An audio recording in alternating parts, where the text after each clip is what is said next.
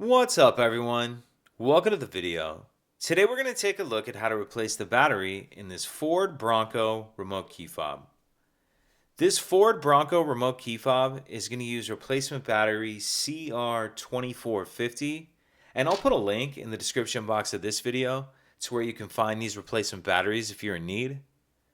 The first thing I'm going to do is grab my key fob and remove the emergency key that's in the bottom of it.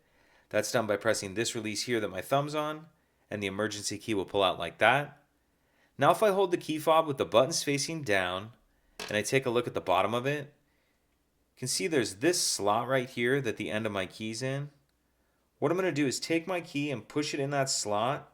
Then I'm just going to angle the key up like this and push up on this back cover. And as I do that, you can see it pops that back cover up. Once we get that back cover off, we see our battery right here.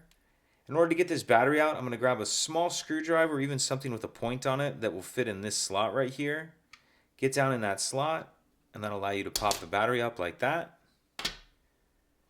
Pull the old battery out, and then we're going to install our new replacement battery. And you want to make sure that you're installing that with the plus side up.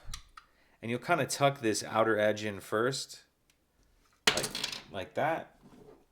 So tuck that outer edge in first like that, and then snap the battery down into place. Then we'll put this back cover on.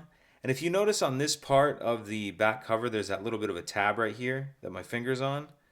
What I'm going to do is slide that tab up in first, and then snap the rest of it down. Slide the emergency key back in, and that's it. If you could take a second to like and subscribe, it helps us out, and I'd appreciate it. Thank you.